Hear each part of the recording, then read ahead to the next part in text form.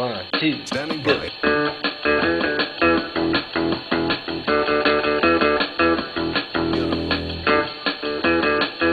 You know it. Here we go.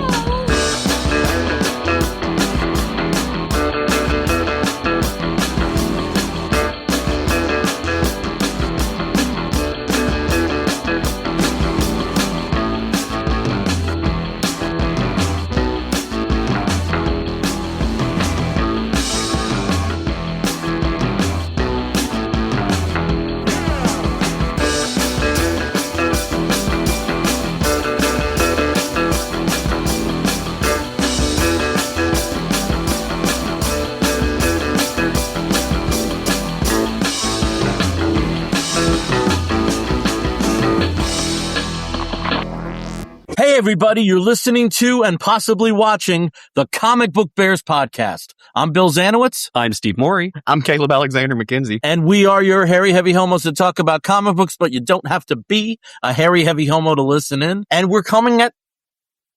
Oh, boy. That, I just got stopped dead there. Hold on a second. What happened? I have a tech issue. Hold on a second. Oh no. Oh, no. A tech issue. I'll be right back. Oh, okay. Yeah, I'll no be problem. right back. Oh, no, I don't have to come back. Okay. I resolved it. Okay. Sorry about that. Here we go. Well, Out of the you- gate. we're gonna see, because I know last time when we were live streaming on the 8th Oh, man. earlier this month, we had an issue where, for whatever reason, it was not streaming live to YouTube. It was not Yeah. streaming live to our Twitch feed. So we will see if it is working today, because that was really annoying when it wasn't. Well, and yes, it is. It is working. Everything's great. Okay. I very much apologize for stopping the show dead there, but I thought I was off. My screen went really weird for a moment. You guys went into like a V. It wasn't the Riverside. It was my screen. Huh. Oh. I don't know what that was. let's hope it's not a trip to the tech desk on Monday. Okay. Or Tuesday. Yeah. No, well, I don't want to go to the office anyway. So. God, Jesus Christ! I could not think of anything I want to do less than go to the office tomorrow. Yeah. My weekend got shot to shit, so I'm just like, can I have it back, please? Well, last week I had a short work trip. I was hoteled up on Monday and Tuesday. And like the Tuesday night, out. I was out. I want to say like 9:15. I think I went to sleep. Oh, geez. I was up a little late, because we had happy hour. We had a happy hour the second night. I was gone from that really early. Stayed up for the Steelers. I have a lot of feelings about Aaron Rodgers, but That is well there's put. enough sentiment still in me that to think that his career went out on a pick is really, it doesn't sit right with me. It's sad. I was out last Tuesday. Out. Like if if the hotel had an evacuation, I would have been a goner. I wouldn't have heard it. There is something like there is something to when you're just really tired, sleeping in a hotel bed. Like if it's a good hotel, like because they're always better than your mattresses. Yeah, it's like everything is clean. Everything's like I've reached that point to where I'm just like, if I have to take a work trip now, yeah, sure. Like we can go out and do everything sometimes, but there is something about on this night, I'm going to be boring. I'm going to be a boring old queen. I'm going to go back to my hotel. I'm probably going to have a glass of wine by myself, lay in bed, read a book, and go to sleep in a bed I don't have to wash the sheets for. Like that's just it. Like that, and there is an amazing, just kind of crisp refreshness about that. There is a good feeling about that for sure. Yeah. I will argue though, I think my bed is the most comfortable bed in the world. And so I do my bed for sure. But when I do stay, for office trip or anything like that, no matter what it is, even if I'm exhausted, it does take me like a couple nights before I feel comfortable in that bed. No. Yeah. I'm already set. Up and down, whatever. And I'm already set. It's not. The first thing I do is check the TV, and then if I see like that there's no MSNBC, now MS Now, I think, oh, geez, we're in for it, Yeah. with the area, but nothing but News Nation. No, and now we just had 3 days of snow. I mean, not a hell of a lot of accumulation, but it's really cold here. Mm-hmm. So it was like I didn't uncover the car until today, and I really should have gone out earlier because I hate ice. It ices over, and can't wait to see just ice melt away and not have to be. No, I can't wait to see ice just vanish, become a footnote. Gone. Yeah, that'd be nice. Maybe no more ice. Yeah, prison sentences attached. Brown shirted, grimy puddle of hate. Yeah. Still talking about weather, right, guys? Yeah. Oh yeah, weather. So I missed the part of the winter weather this weekend. So I said my weekend got shot to shit. So we also had Arctic-esque weather. Like it's been below 23, getting down to as low as 11 here the past few nights, which triggers our, hey, let's open up emergency shelters and get as many people inside as we can. So I've done that the past 2 nights, and actually we're opening again tonight. But because our team has grown, and this is something I'm very, very happy about and very proud of. Our team has grown a lot over the past year, and we've gotten some volunteers who have showed up and continue to show up and stuff like that. So I actually don't have to go there tonight. I get the night off. So I'm not, even though it's opening, I'm not going to be there, which I'm very happy about. I'm going to sleep in my own bed a little bit. So because we're going to do this again next weekend. Like we're looking at the forecast, we've got another blast coming in. It's going to be worse than this one. So I've got another week of this to deal with. Yeah. I've been watching the weather, and even though I'm not going to be experiencing the weather here, I keep an eye on it for our house, for the outdoor animals, because we do have, we've got quail that live outside. Well, they have their own building, but when it gets really, really cold, it's always kind of a concern. We're going out, checking in on them several times a day, changing out the waters that freezes, and it's not. I'm glad to hear about the van. That is a good segue though to say why we were recording on Monday night at 6 p.m., which I love.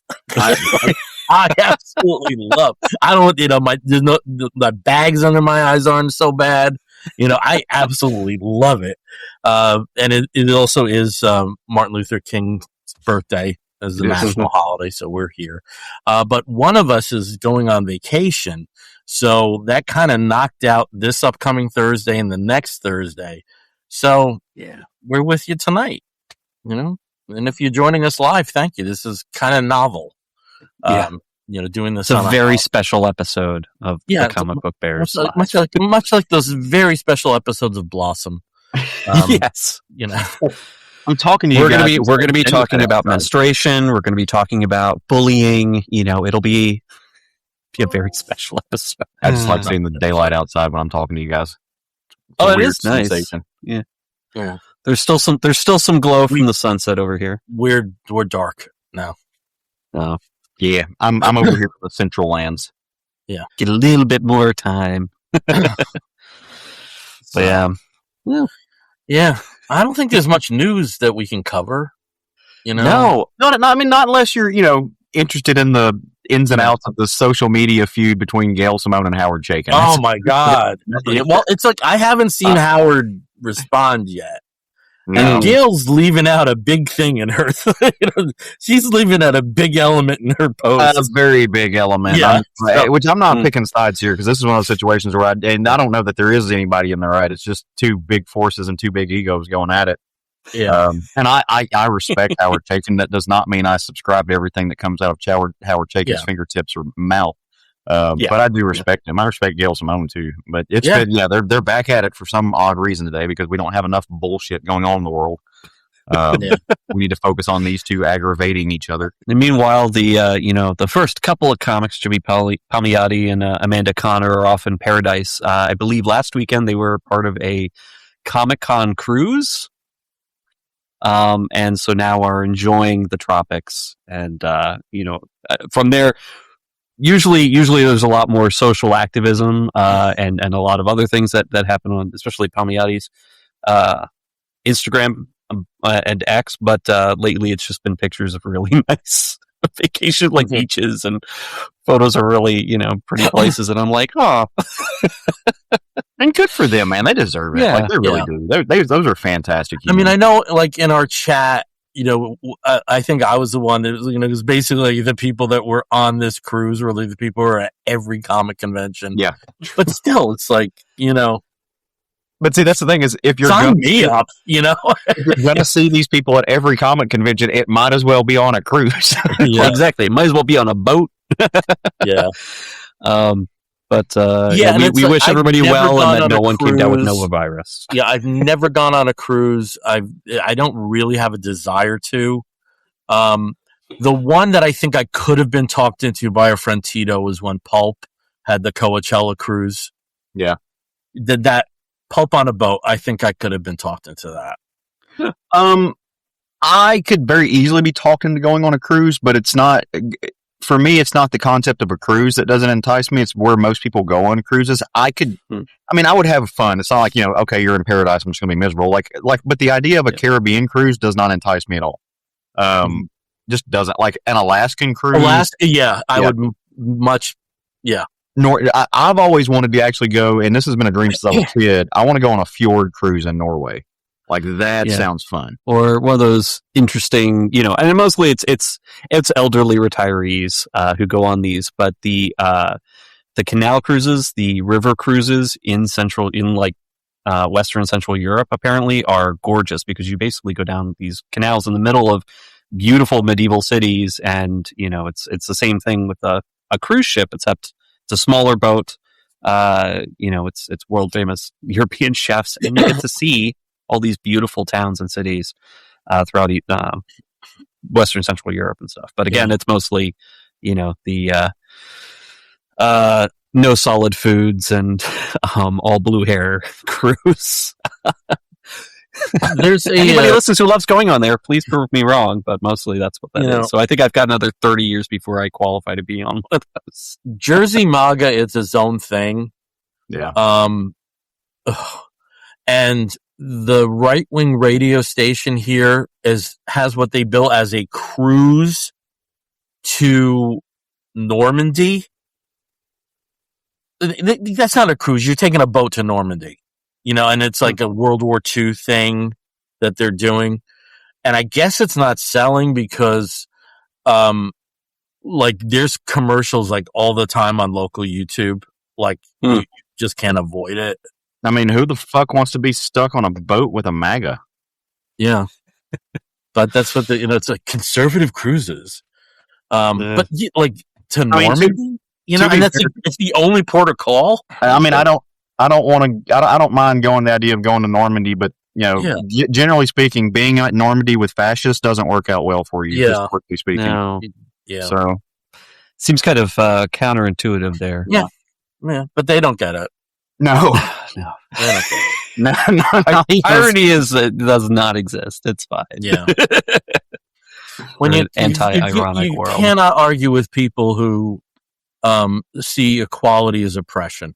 It's really hard, and I think there's a lot more vibe in the nation right now of just putting that aside and say, you know what, it's us and it's them, and that's okay. I mean, it's a fact. Anyway, happy Martin Luther King Day. Yeah. Yes. Yep. We didn't learn as many lessons as we thought we did. And it's I think it is ironic, as well. Well, okay, no, irony doesn't exist anymore. I think it is fantastic that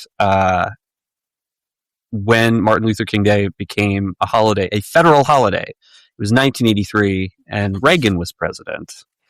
The untouchable Reagan was president, and there are still states today where legislatures are mad that somebody over the past 20 years decided to recognize this as a holiday.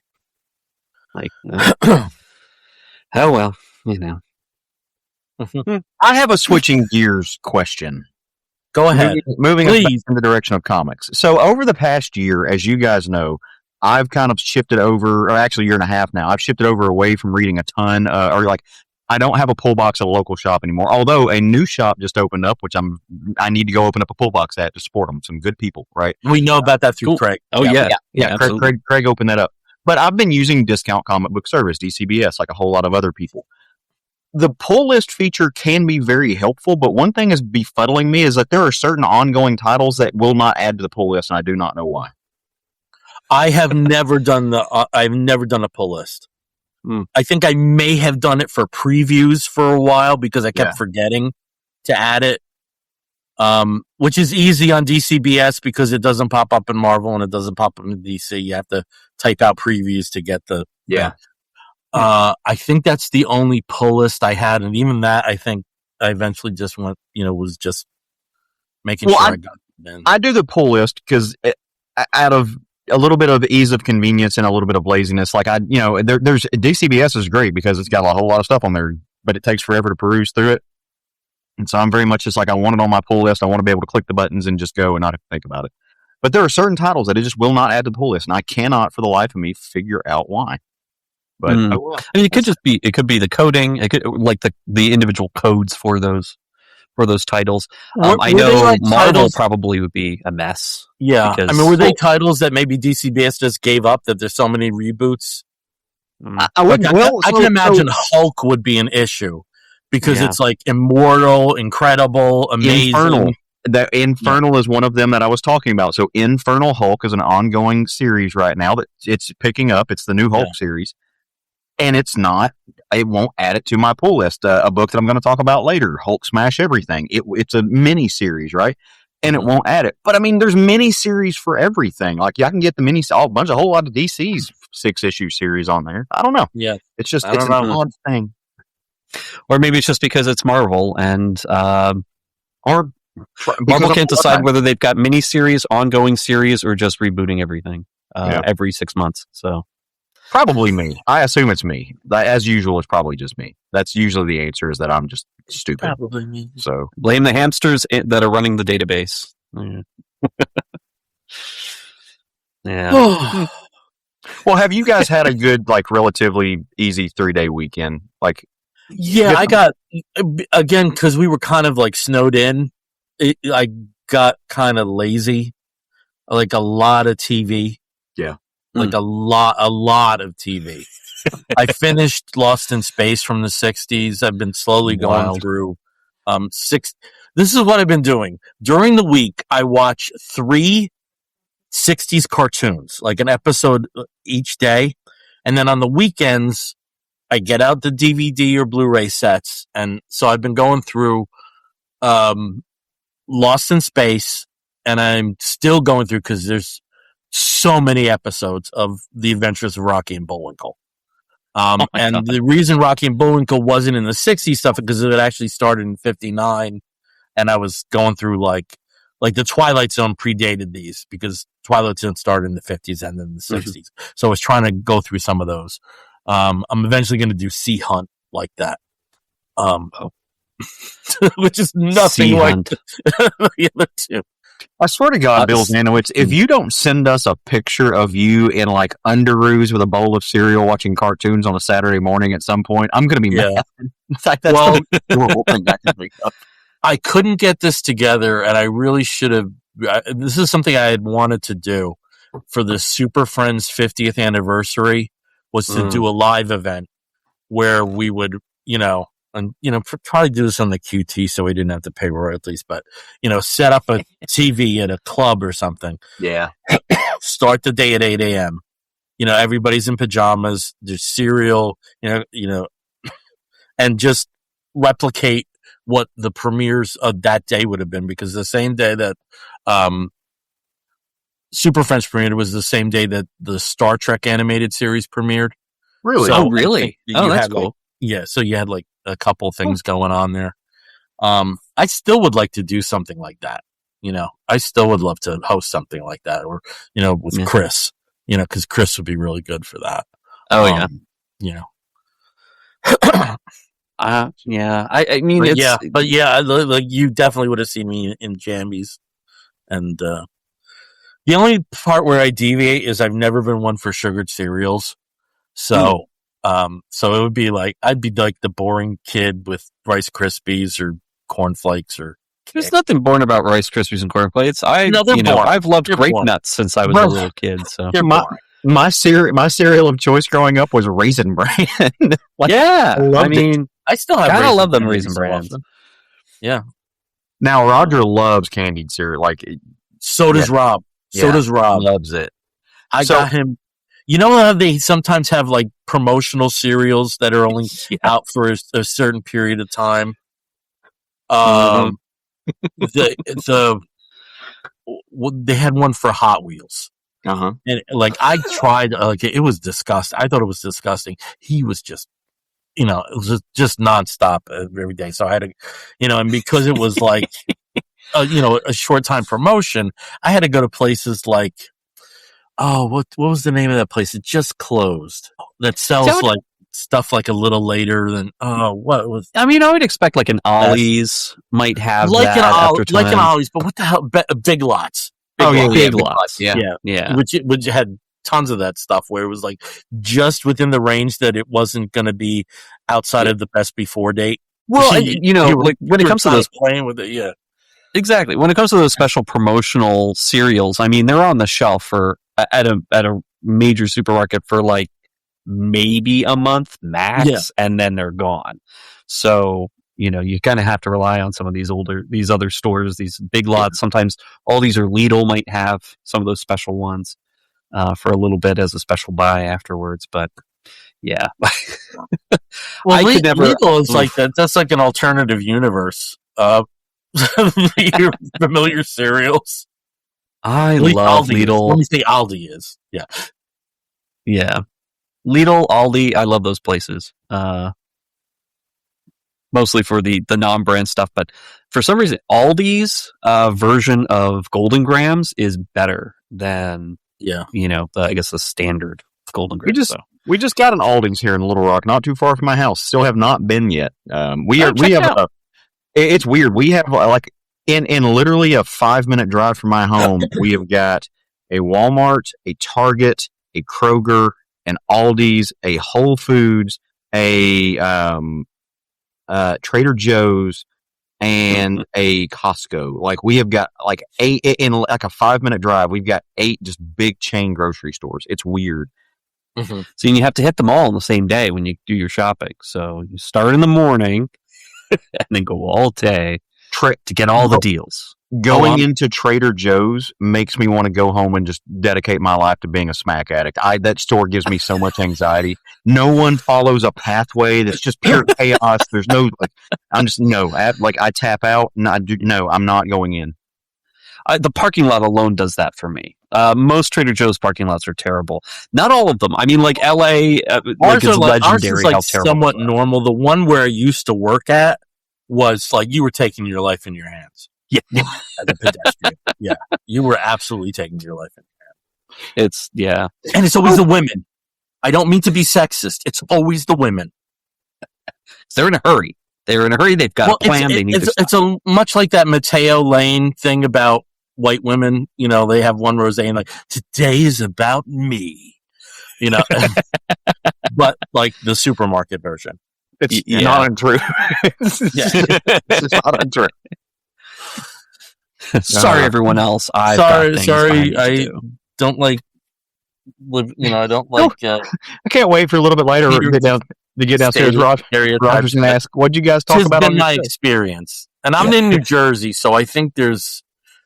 Oh, you get mob wives. Spend a little bit of time here, you'll get it. You get mob wives. You get it. I'm away from that. I'm away from that. Because I'm like by Princeton University. I grew up by it. Certainly. And then south of me was like, was literally the Sopranos houses were like a little bit south of me. Are the mob wives making you say that, Bill? Wink if you need help. No. No, not yet. That was like the worst acted blink I've ever done. Wink. You have to say it too. Wink. I got the wink. All right, we're going off in all kinds of weird places, especially for MLK Day.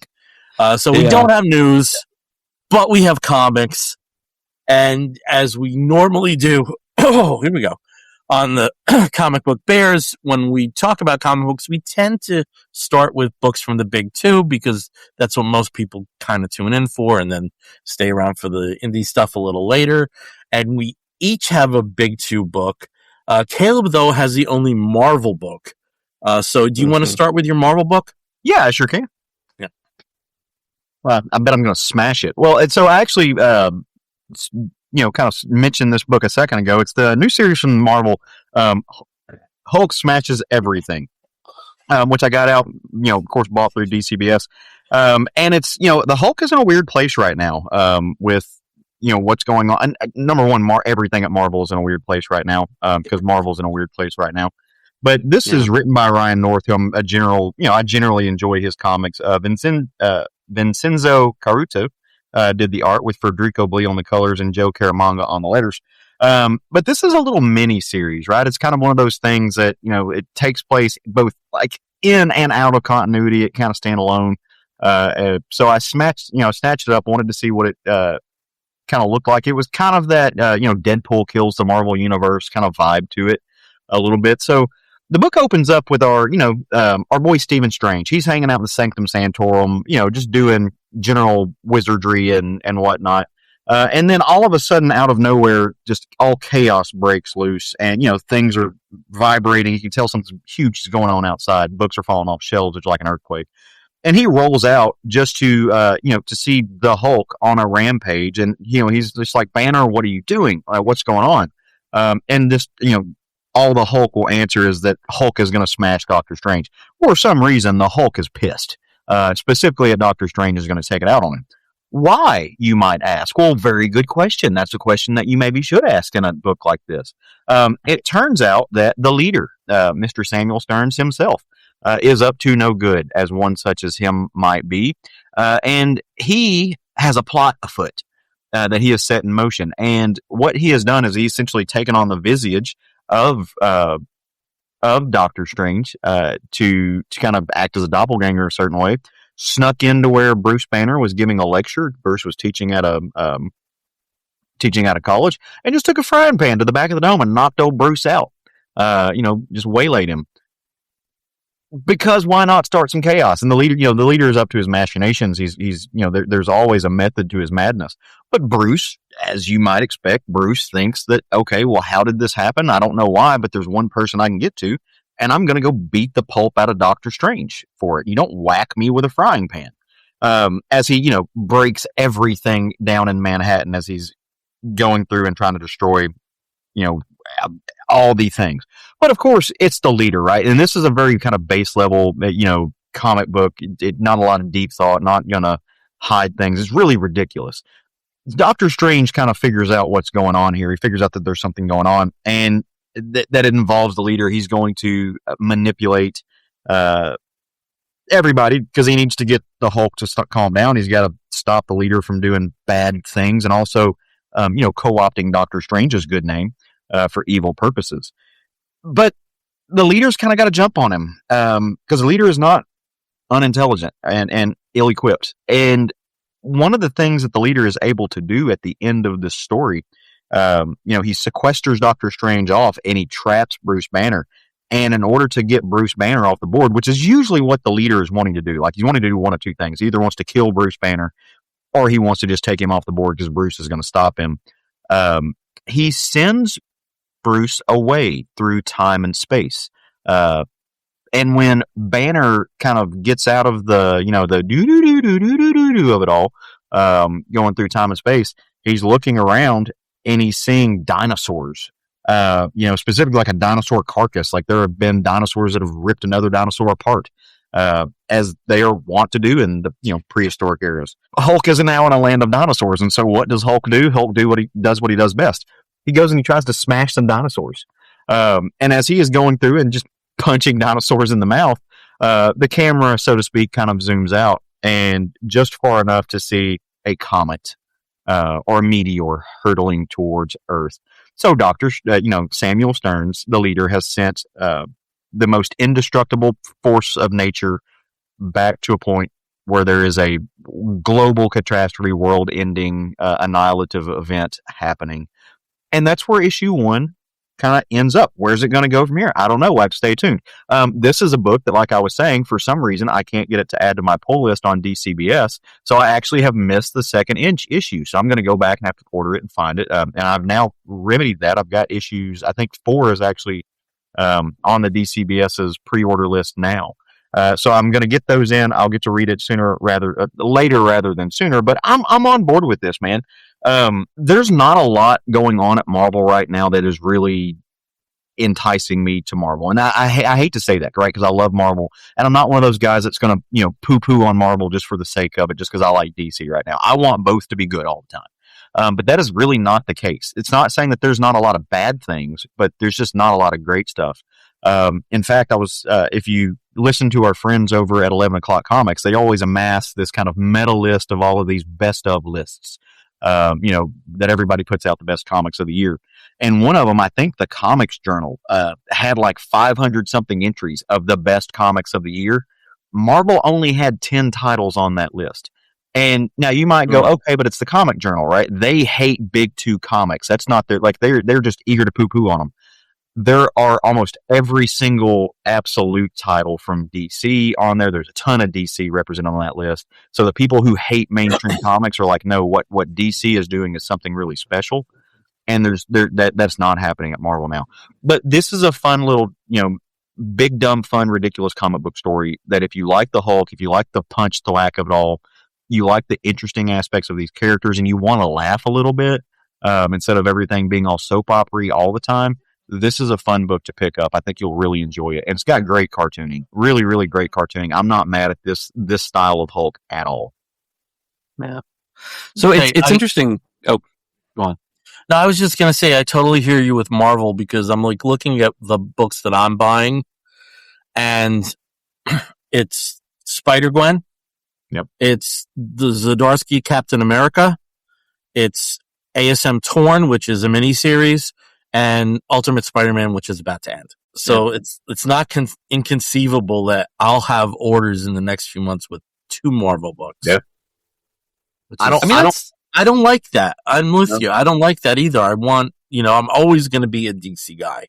That I always will be. But a strong Marvel makes for a strong DC. A strong DC makes for a strong Marvel. It does.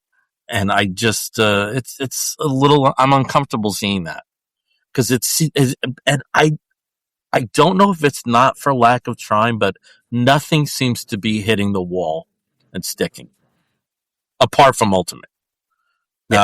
Which is ending. Even that, apparently was, finite in nature anyway. So, well, one of the biggest complaints that happens all the time from the people who do nothing but complain about comics and the state of comics and blah blah blah blah blah is that they miss the old-fashioned storytelling. Or why does everything have to be epic? Or why does everything have to be about isms and genders and all that stuff? I want a good old-fashioned comic book like a Marvel team-up that has, no major ramifications for the universe and isn't going to be threatening my, my worldview. Here you go. Here's one. Yeah. It's fun. Yeah. It's great. Here. It's got Hulk and Doctor Strange and the Leader doing shenanigans, and all of this sounds like this would be something that I could pick up, in the 70s or in the 80s. I mean, this is that era type of storytelling, just updated and modernized and beautifully drawn. I mean, the art's great. I'm not sure how this is selling, but I bet it's not selling like hotcakes. No, I'm sure and it's not. All the people are complaining about how they're missing their classic storytelling. I doubt many of them have picked this up. When you give it to them, they either don't pick up on it or they complain about that too. Yeah, it's not exactly the same. Mm-hmm. Can't you dig up Neil Adams and have him draw something? It's like, no, you can't. He's a dead man. He's dead. He's not there anymore. But yeah, no, this looks like a lot of fun. I guess, is it going to be like a 6-issue or 5-issue? Like enough for basically enough for trade? I think it's a 6-issue. I think I'm not sure what it was solicited as. I don't read the solicits nearly as detailed as I used to. For some reason, like I reached a point, and it's kind of the point that Bill reached a while back, where I realized like dedication to the minutia of everything in comics and having to, meticulously read through previews and everything. It was starting to feel a lot like homework, and it was taking away from my enjoyment, which is why I kind of I had to do a hard reset about 2 years ago with how I read my comics and stuff like that. So I just don't, I don't pay attention to half of the, is this one of 6 and stuff like that? Because at the end of the day, it doesn't matter if I'm start to read a story, I'm going to see it through. So it's not something that, and also I don't want to know that, because if it's a one of 6, I might not pick it up. Right. And I know people are like, well, why would you not? But I just might not, because, I'll actually like ongoings. I want the thing to reach 50 issues. So I just don't pay attention to that. Steve, also, we've had situations in recent years where books that were scheduled for miniseries eventually became ongoings because of the sales. Two that immediately come to mind are Poison Ivy and Absolute Martian Manhunter. Yep. So I think it's not happening at Marvel. Just to be sure, just so we're all clear. Both of those. No, there was one book. I probably, Caleb, you might be right. I think probably the most recent example was Moon Girl and Devil Dinosaur, which was initially scheduled for a very finite run, but the collected sales were so strong that it just kept going and going for a time. And Marvel's done that a little bit. I mean, they don't, and it's very often that they don't solicit as miniseries because, it's like Caleb said, it's like, it's a lot easier to go back and pick up 6 issues of 6, either collected or digitally than an unbroken stream. And, it's strange. It's strange right now that, soliciting as a miniseries has a detrimental effect on sales. Well, but that's also kind of interesting, because it's Marvel's current strategy, is to, I wouldn't say it's just current. I mean, this has been going on for a while, but they've been talking about how they want to have shorter runs, restart with the number 1. So basically people have an easy jumping on point a lot. And there is something to that argument, but if I feel, because Marvel has made it very clear and announced as such, that there are really very few or no ongoing series anymore, why would I jump on and read a monthly floppy if it could possibly be ending? So I'll just wait for a trade if I want to read it. But maybe, if they don't feel confident enough, and that's kind of, it's perception, obviously. It's like if they don't feel confident enough that a series could go for 100, 200, 300 issues into the future and just, go 6 or 10 or 5 or whatever, then maybe I don't have the confidence that I want to jump on and read it. No. So, but I do feel though that every book should have legacy numbering. I like legacy numbering. I like reading something that's on. That's on issue like 680. If what's in my hands is a new Action Comics number 1, as long as you have a prompt saying like what 1,000 XXXX issue is. And you can't tell me that type of numbering is a deterrent to people, right? Because you look at the time. I mean, not at this point. Manga's not scared to go. I mean, One Piece is on like issue 4,537,000, and they're still not finished with the first fucking fight. But it's like Dragon Ball really was. Yeah, and Dragon Ball's the same, which I'm going through and rereading Dragon Ball right now, right? Like, that's the same way. So people aren't scared of legacy numbering. People aren't scared of look at, again, we're going back to a comparator, but look at what DC's doing with World's Finest, right? Like, that's an amazing book, and they're up to, issue 50 some odd things right now, I think. It's almost, almost at 50. Like, Action Comics is up to 1,000. Like, and that's one of their best books right now. I think you give people good comics, and I don't think they really pay attention to what number it is. Yeah, no. And if you take speculation, absolutely. But who's a speculator now? Who's that weirdo? Who's that one guy? That is a culture completely wrapped into, like, for me at least, it seems like it's very much wrapped into brick and mortar comic book stores. Yeah, so it's very interesting because, like, I'm on a lot of old man groups. Because I'm an old man, and Here's your cue to say, no, you're not really. But you see that with the absolutes, and these guys missed the boat with Absolute Batman #1, which is, if you want a first printing, it's $300 book, the $280, $300 book, and depending on the cover you want.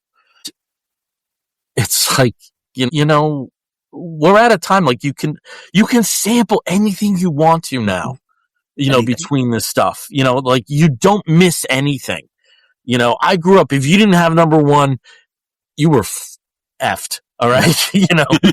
The chances of you holding that, were much slimmer unless it was something that was a phenomenon like Star Wars, which had endless reprintings, and I think that's true of media across the board too. I mean, even before like before VHS, right? Like if you missed the movie in theaters for a long, long time, you didn't know when you were ever going to see it again. Yeah. There's another book that I just finished that I'll talk about later, where they actually broach on that.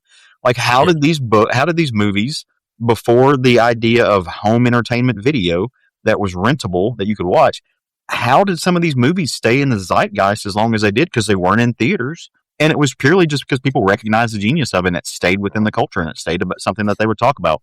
But it was hard to go back and watch as well.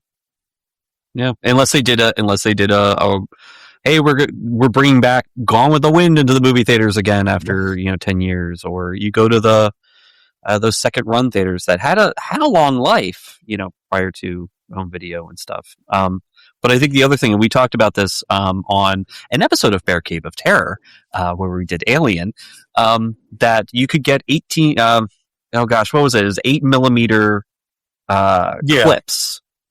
Basically, where it was like sort of like a 20-minute, maybe less, summary or cut of the movie that you wanted to talk about. And so if you had an 8mm projector, you could go ahead and watch, a portion of this classic movie that you wanted to rewatch, and it'd usually just be a few of the key scenes. But yeah, until you could go to your local video store and pick up a full copy of the movie. But now, I mean, you could just sign up for DC Infinite. You could sign up for Marvel Unlimited. You can go back and you can reread all of those great issues. But at the same token, media, visual media is a little different. Yeah. And there are some properties that once it leaves streaming, it's gone. Yeah. It's not available unless you do it illicitly, which is why I still have tons of visual, which is why I'm a physical media guy. I like owning, I like being able to say, like, I don't care if it's like in rotation on Tubi and it's going to be gone and all of a sudden you're, leaving soon, Yeah. You see that, and then it's, oh my God, I've got like 7 movies, and there's like 2 days left in the month. I don't have to worry about that. See, this is where all, like, when it comes to physical media, this is where all the hoarders out there are sitting back going, "I told you so." Yeah. And once I can find those copies that I have buried under 50,000 problematic, like Feud is problematic because it never had a home video release. Yeah. Well, yeah. And that's really gone, because of the and that was so good too. I didn't even think about that. That was excellent. Yeah. And then there's other stuff like I'll go with Steve. Steve knows I'm a very big documentary guy, and he kind of shares stuff with me in that whatever happened to Blood, Sweat, and Tears, it was so difficult to find that in the beginning, and now it's on every goddamn free service. Yeah. It's on every goddamn free service. Streaming's weird. I don't know how we got here, but I'm going to bring it back because Caleb's book is a lot like my book, where you're talking about team-ups and smashing, and we're in the midst of the DCKO event still. Yeah. And the book that I want to talk about is Aquaman #12, which is Aquaman versus Hawkman, which is round 2 of All Fight Month. Okay. You said it before, Caleb. Big dumb fun. One-sided. Yeah. As you said before, big dumb fun. So what's going on here? Okay, so we've gone through on this show, and you can read squibs all over the place that some of the top tier characters in the DC universe have been enlisted to become this basically like this fighting bracket to determine who is the Omega, so that they can finally defeat Darkseid. Okay, here we go. Aquaman and Hawkman. It's their turn to fight. Now, Aquaman's been gone for a little bit because he spent time in the Absolute Universe, so he didn't know it was the Absolute Universe, but he's back. And he's back, and he's much more powerful. I don't mean to cut corners on this story, but it's basically, like, seriously, they fight, they talk about fighting, and then they fight more. Like, that's the whole issue. But sprinkled through that, we do have moments where Hawkman kind of underestimates Aquaman, and the initial fight is mostly in the air. Steve, like, this is like actually the second page. If you can go next to the next page, and this is where they're talking about the fight itself, and there's mentions of the blue, which is the green type energy field that Aquaman can now tap into, which gives him even more powers. And then if you keep going here, Steve, Hawkman at one point, because again, the KO characters can die and then resurrect. And that's what happens here, where Hawkman talks to his god and becomes a little bit more powerful for a while so that he can defeat Aquaman to become the Omega champion. Most of these stories, as part of the KO, have really been, kind of superficial. And I mean that in a good way. Okay. They're not really digging deep into stuff, but, Aquaman here, he's referring to himself as the Dark Tide in this. He's come back from the Absolute Universe much more powerful than he was. So he may actually be, along with Superman, a top contender. And, there is some dialogue in there. It's like, okay, so people are underestimating me. I can use that to my advantage. And again, this is, at least in terms of the heroes, there's something beneficial to this. Because, whoever eventually is the champion can stop the biggest evil in the universe. It's just big, dumb fun. And, there are moments in the sky that Aquaman just all of a sudden shoots up this shit ton of water, so that, that he can have like, a somewhat, somewhat even playing field. Written by it's the regular team here. Jeremy Adams as the writer, and John Timms on art. Just a lot of fun. Yeah. I haven't been on top of every moment of KO, though I have it all eventually. But that would have been really good if my car didn't blow up, over Christmas, and I had that preoccupation. That would have been a really good binge. But, if you want fun old team ups and fun old fighting, that's, who could beat who? I was going to say that's, yeah. I know it's hokey, right? But that's what I love about books like this, because it is the most nerdy thing, but in a most endearing way. Like, who could win in the fight? Superman or Thor? Like, that's the stuff that we talk about, or that that younger folks talk about. Maybe if you've moved out of superhero comics, you don't have those conversations, but it is a fun. If you do it well, it taps into one of the reasons you got into comic books. Yeah, like because it makes you go, well, okay, but what about the continuity? In this issue, Superman could do this, and he couldn't do that anymore. Like, you get to have those nerdy conversations, and it's basically a video game, right? It's Street Fighter with superheroes, and it is quirky and simplistic and fun. Yeah, but again, the only thing I'll say with this, and because of the place Aquaman is, this issue has a lot more darkness to it than most of the KO issues so far, at least the fighting KO issues so far. So I think you guys would both enjoy this. And I've been enjoying KO. I've been mostly sticking with the main title though. Mm-hmm. So I think the third issue just came out of the series, but I haven't had this much fun with the the matchups of two major heroes doing whatever since maybe AVX. And that was back in 2013, 2014, something like that. Yeah. That. And I just love the unexpected matches, like Lex Luthor versus Etrigan. I love the unexpected matches. I love the expected matches as well. This, I think, was like kind of like, this is like in Black Panther versus Namor territory of something you'd expect to see at this point, with a hero gathering. But I'm also enjoying the kind of loopy stuff that's down the pike in this. Right. Yeah, and AVX was 2012. I can't believe that's been 14 years. So, yeah. So, yeah, this is great. I love DCKO. I haven't been picking up the sort of like the corollary tie-ins. You know what I really loved post AVX was A+X. Do you remember that series where it was these like 10-page team-ups of an Avenger and an X-Men? Huh. No, I don't think I read those. It was like post, and there were like, there were things like Uncanny Avengers where there was this like detente and the team consisting of members of both camps, and beyond Unity, and but they had this series. I think it actually lasted like 16 issues called A+X, and they were all like 10. Like there were like 2 stories in each issue, and they were all these like quick team ups.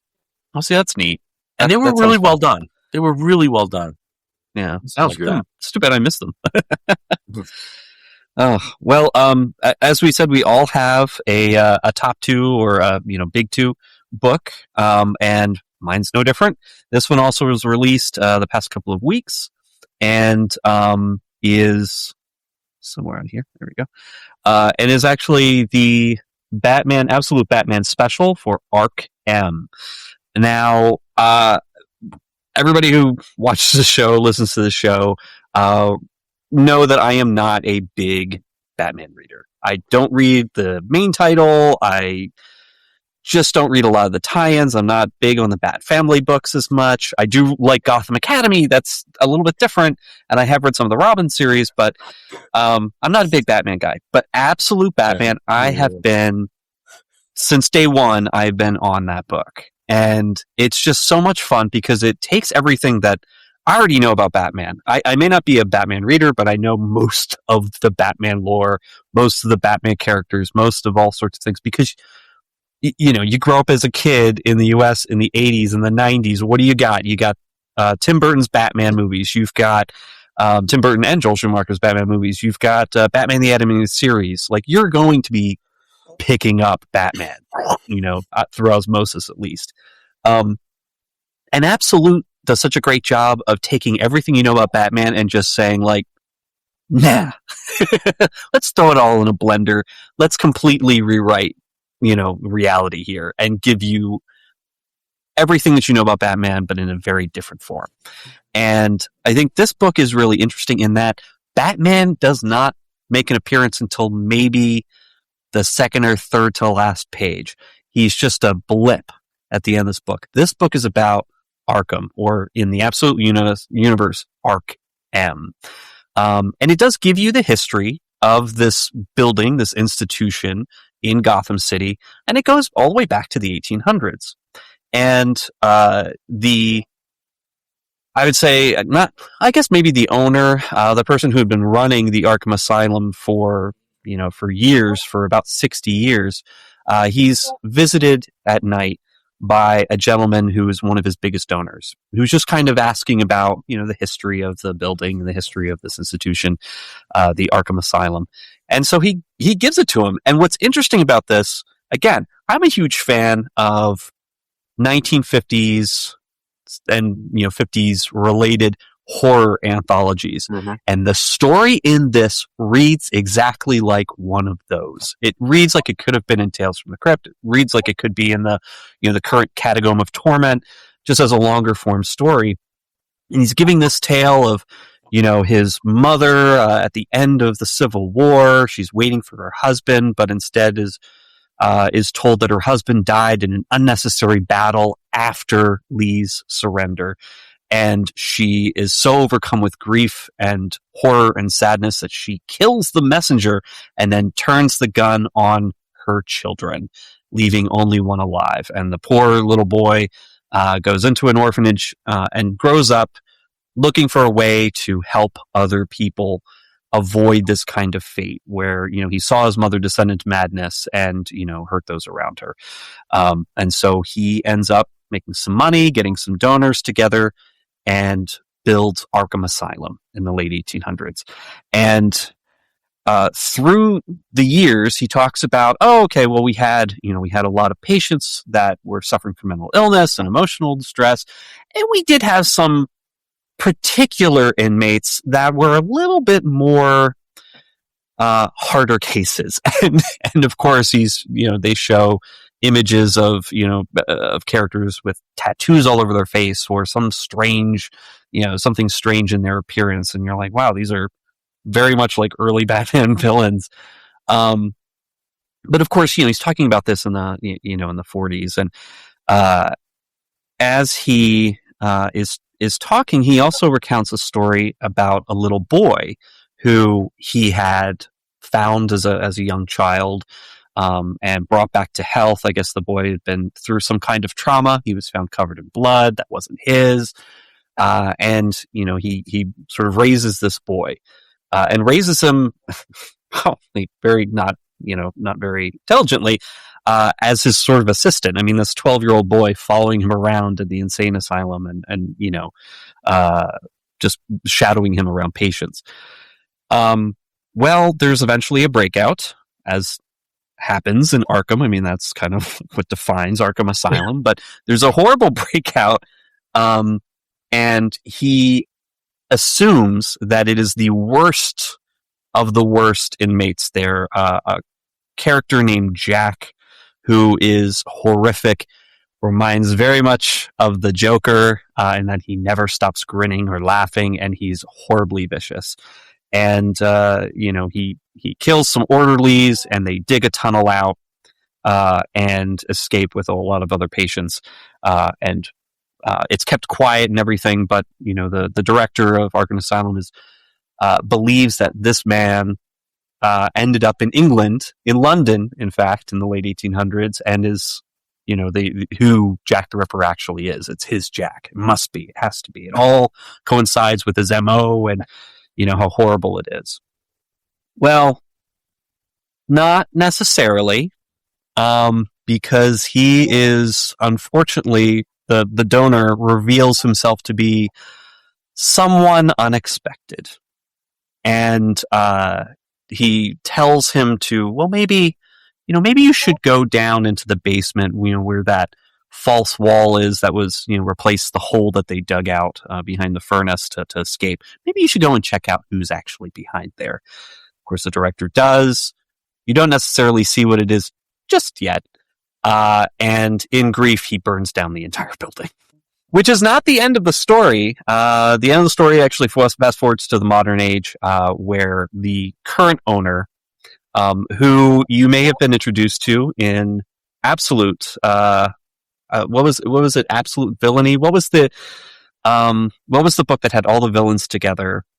I want to say it was Absolute Evil. Absolute Evil. And of course, in Absolute Batman, I believe it was number 13 or so, where you're introduced to the Joker. You get to see who the actual current owner of Ark-M, which was built in the place of the old Arkham Asylum, who's actually in charge now. And we're given a quick intro through a few images, a few names on folders of some very well-known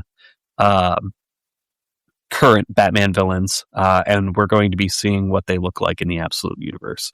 So I love this because, again, the buildup of it, the story was right out of an EC Comics story. Everything about it. The artwork, which is excellent. So this was written by Scott Snyder and Frank Thierry working together.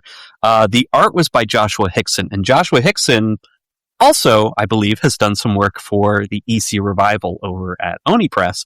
And I'm like, it is here. This whole story could have been in an issue of an EC Comics title. And the whole thing just gave me like happy feelings because I'm like, oh, this is the horror comic that I love, and it's Batman. Yep. But just the reveals, the little twists, everything about this was perfect. So if you haven't read it, absolutely just go run out and pick it up. It's, like I said, Scott Snyder and Frank Thierry on writing duties, Joshua Hickson on the art, and then Roman Stevens on colors and Clayton Cowles on letters. So actually, whenever you have a chance, it's a good one, one shot issue. You don't have to read it to get what's going on in the rest of the Absolute Batman title. But I mean, if you can get it, get it. Okay. It's just a good story. Like I love what's happening with this. Like, Marvel and DC both, they have to contend with 80 some odd years of continuity for a lot of these characters, right? Or, depending on who it is, there's decades of continuity for them. And what they're doing with DC with the Absolute stuff and Marvel with its Ultimate stuff, there really is a sense of like deconstruction that's happening with that, with continuity and characters to put them back up. And I think that's great because it makes them fresh again. But especially what they're doing with this Batman story is just the body horror. It's the same type of thing that I really love with the Immortal Hulk, right? Just as far as a visual element, the body horror of all of this is just really interesting visually. And it's really cool, how they're looping all of these villains to have a relationship with Bruce Banner and who Bruce Banner is. But man, just the grotesqueness of the visuals of these characters is super, like, it draws your eye. It makes you want to keep looking at it. It is nasty, but fun. Yeah. I mean, I've just been having so much fun with all the Absolute titles and Batman as well. And like Absolute Batman is just, it takes everything that I know about Batman, twists it, but then throws it right into the context of a horror comic. Well, there's a lot of action, yes, but there's also a lot of horror to it, and it's cool. It's cool because it's cool. It's like, oh, you don't know 70, you don't know 80 years of Batman lore and history. Okay, well, we're going to give you a book that has stuff that no one else knows either. No one knows this, right? We're going to learn it in real time together. There's a novelty to that. I think it's fun. Yeah.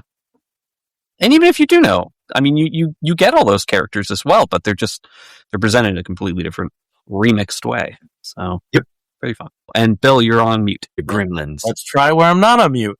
One thing I just did want to add, you had mentioned, like, if you can find it, DC's been very good about additional printings. Right. So if you want to hold it in your hands, I think that people will have an opportunity. Absolutely. And this one I think is going to be one that's going to have multiple printings, because I think when I was talking to Tony at my LCS, who's the owner of my LCS, he was basically saying, this flew off the shelves. People were calling for it on that Wednesday when it came out, just trying to get a copy. Yeah. So it's definitely popular. It's definitely just as much as the annual. I think annual #1 also flew off the shelves too. Yep. So yeah, but if you can find it on a first printing, pick it up. If you can't, then just wait a little bit. It'll be out pretty soon. And I think if you have DC Infinite, it'll be available within. I forget. There's a couple tiers now. I think 3 months, 6 months, depending upon the tier. Yeah. So in 3 months, you can read it if you're. All right. Well, why don't you have the mic? Why don't you just go into your indie book? I guess I can keep you going there. So, of course, like I said, I love horror comics, and I love the EC Revival imprint over at Oni. And what am I going to talk about? Well, I'm going to be talking about one of them, of course, because it is that time of year. EC likes to put out an annual winter special. It's kind of like a holiday special. So there's some holiday stuff in there, but it's also just perfectly created for the season, and that is ShiverSuspensestories. So this is the second one that they've had this in the past 2 years. It came out in December, so just last month. You can still find it on shelves, I'm sure. But like most of the EC comics, it is a set of 3 to 4, and this one it is 5 stories. And that includes what they've started doing in some of the issues is a classic story from an old EC title. And that one is from Crime Suspense Stories number 12. It's called The Execution. And it reads very interestingly. It's kind of cool. It's a story about a man on death row, and it counts down like every 15 minutes. It's just a new panel talking about how he, couldn't have murdered the person that he's being executed for, because he met some traveler on the road and he spent so much time with them. So that was his alibi, but they could never find the person who he helped on the road. And of course, the irony at the very end, the person who he helped, who's been, away for a year or so, is the executioner himself. And he came back, and his last words are, "Oh, I wish I could have helped that man do something, but oh well." It's like, horrible. But a lot of the other stories in here are definitely modern and look at different aspects of the season. In this, there's a second cover, one of the multiple covers that they do. This is actually illustrating one of the stories about mistletoe. There's an asshole who's going around killing women if they don't give him a kiss under the mistletoe, and of course that, in good EC fashion, turns around and bites him in the ass in a very gory way. And then also we have probably what is one of the most positive stories that has a happy twist at the end, is one concerning the prophet Jeremiah and a young Jewish boy who's celebrating Hanukkah, and he's horribly bullied at school. And every night for Hanukkah, he gets a different prank, and he uses those pranks to get back at the different kids that were bullying him at school. And on the final night, the last prank is a gun, a loaded gun. And he's like, well, I'm going to take this, and I'm going to take the worst of the worst bullies. I'm going to take it and scare them. Well, when he gets to the bully's house, he sees the bully being abused horribly by his father, and he threatens the father and saves the boy. And as they end the issue, it's obviously it's not a story I'd like to emulate, but as they end the issue, he's happily explaining Hanukkah to this boy who's been bullying him. Oh, 8 nights of presents and lots of chocolate? Oh, that sounds like a lot of fun. Which, is something that you don't really see too much for these EC stories. And of course, there's a great Santa Claus themed one that confirms that involves this schlub who's a horrible Santa. Some really hilarious moments and great images from this one. Who finds himself in a mall after it's been closed on Christmas Eve. So a lot of fun, just a lot of goofy gore, just great stories. And, the collection of artists and writers this time, you've got Ben Winters, George Northey, Melissa Flores, artists like Lucas Kettner, Dan McDade, Sammy Cavella. Just a lot of fun. I mean, there's just a lot of really great cute stories in here, fun horror stories that are just in the EC tradition. And again, if you haven't been picking up any of the EC comics, what is up, man? If you like horror comics, you should be following these. They're great. Those sound, well, thank you for that.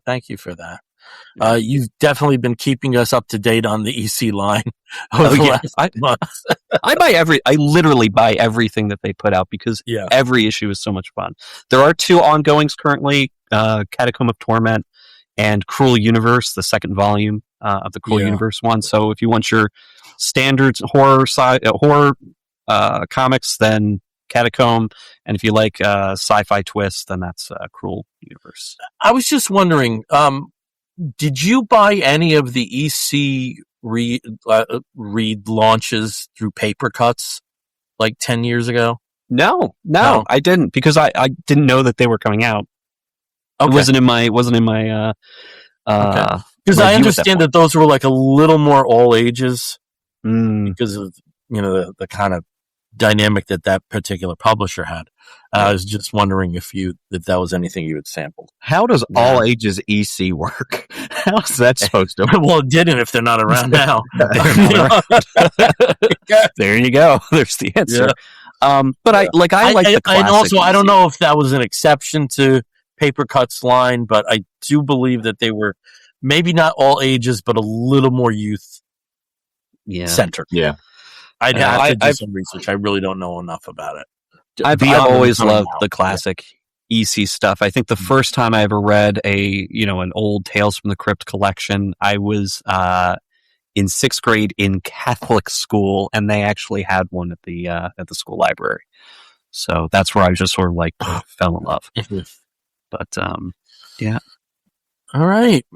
Over to Caleb. Tell us about something else you're reading. I will, but first, Bill, I have an update related to your Wolf of the Week from the last episode, where you talked about heated rivalry. So I told you that my husband is one of the people who is obsessed with this show, right? Like super obsessed.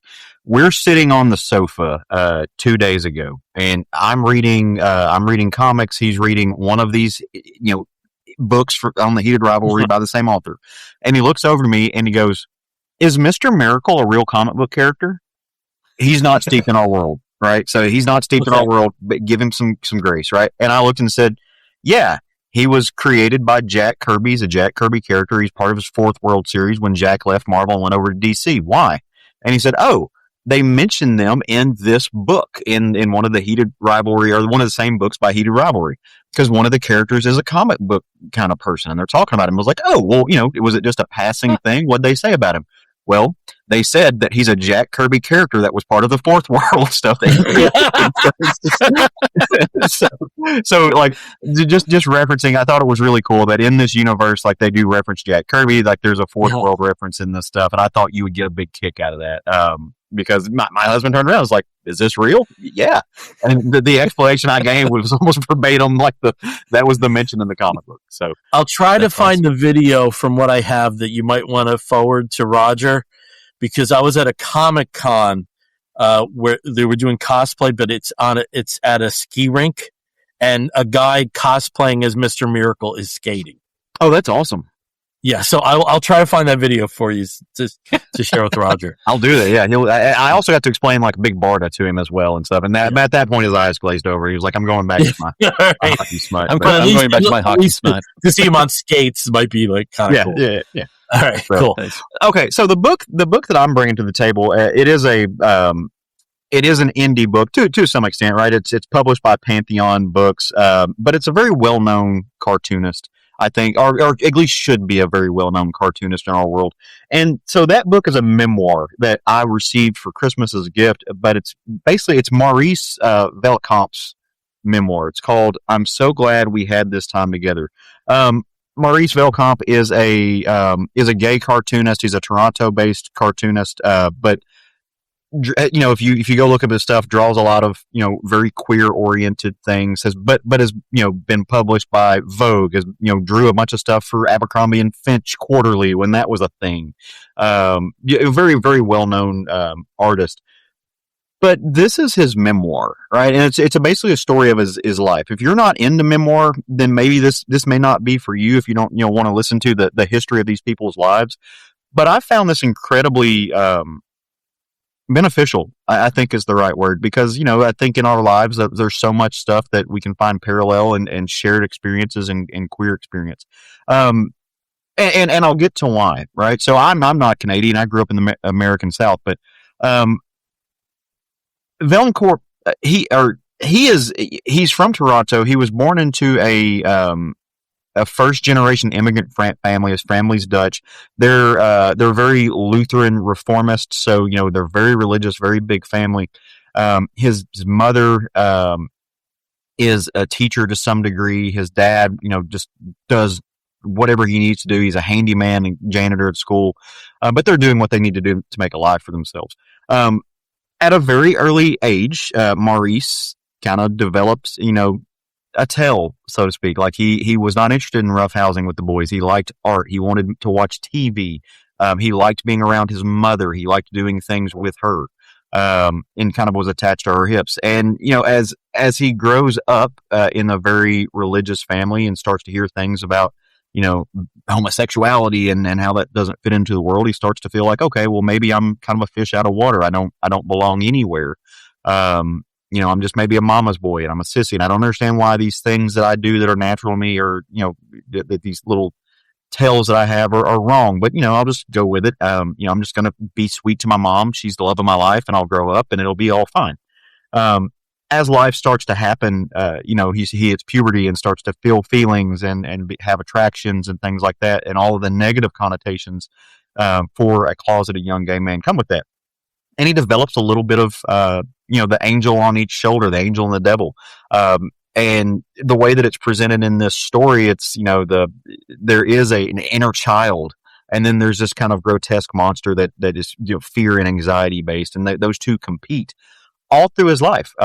He grows up to be a teenager, and again, kind of gets into art, gets into music, is very much into the new wave scene, starts to, as a kid, he's obsessed with like Carol Burnett and just the comedy of things. And so he looks into liking television, and he wants to be a writer, and he loves Disney. So he's watching all of these beautiful Disney shows, and he starts drawing, which is great because he does in fact grow up to be a very successful cartoonist and illustrator in his own right. But he's looping all of this stuff together, and it's making him like the little, queer kid, right? The queer artsy kid that makes him a target to, in so many ways, both to people who are, ill-willed to him and to his own family who don't mean any ill will. They just don't know what to do in this scenario. And that has lasting impacts on his life. He grows up, goes to art school, kind of has a rift between his parents, as many kids do. They don't know how to make it work. He doesn't know how to come out, but he also doesn't know how to be a gay man. Like he's repressed so much stuff, and he's a very effeminate, man, very effeminate boy. But he's not comfortable having sex. He's not comfortable doing these things. He has a hard time finishing in some of the encounters that he does because there's kind of a mental block. There's a lot of repression there. Even as he grows up and accepts who he is as a queer man, and allows himself to kind of look for that, and engage in queer communities and surround himself by queer people, he still feels like a little bit of a fish out of water because he's still hanging on to a whole lot of baggage. And he, the success of his career really has a impact on that because he is writing queer coded comics, and so even as an art student, when he has to come out because there's queer themes in his work, he's struggling with what that means for him and his future. This is in the 80s and 90s when the AIDS epidemic is a major thing as well, and they discuss that in this book. But there's a lot of personal growth in this. Towards the end of the story, and there's a lot in this book. It's a very thick book. It's I think at final page count was 500 some odd pages. Well up there. Even in the epilogue, it's close to 500 pages. There's a lot of story here as he goes and he befriends people, and he fails and he succeeds, and he fails and he succeeds, and he tries to find his place in the world, and he moves to New York, and he flies around, and he goes to Paris in the Fashion Week. But one of the really neat things that they do in this book, and that Maurice is telling him as far as how to wrap himself in the story and really go back and reflect on who his parents are and their history and kind of the learned behaviors and the, whether you want to call it childhood trauma or childhood repressive trauma, like kind of what that is, he starts going to therapy. He finally just goes and sits down with somebody, and it takes him a little bit to find the right therapist, but eventually, he learns to kind of accept who his parents were and kind of see things not necessarily as, okay, well, these are things that they did are okay, but how it impacted him in his life. And it's working through those things that you start to see something really cool.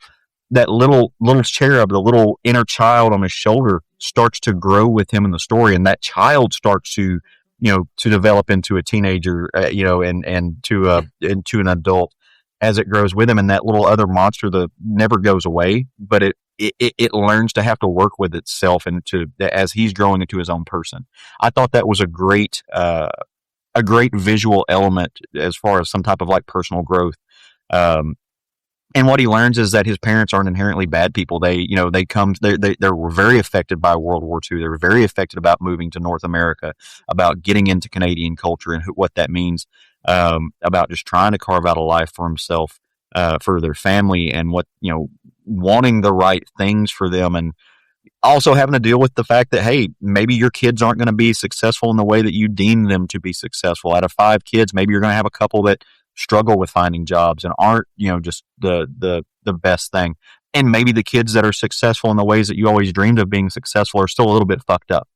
right? And not saying that the being gay aspect is the fucked up thing, but just the mentality of things, and the blocks that you put in there, we put in ourselves, the learned behaviors and the fear of disappointment that we may have. We don't want to disappoint our families.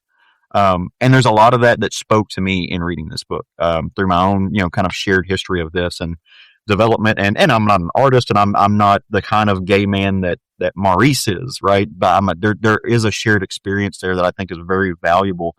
And I think memoir, specifically graphic memoir, is an amazing medium to tell those stories, right? Memoir in general is a great medium, and I encourage people to look into it because it's a fantastic way.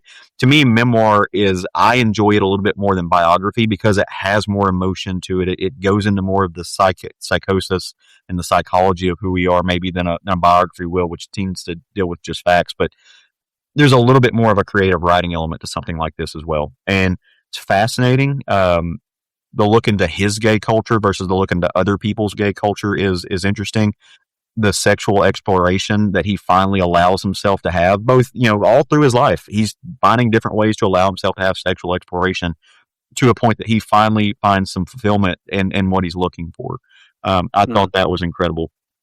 When you've got blurbs by Anderson Cooper, Gillian Tamaki, and there's a blurb by Neil Gaiman on here as well.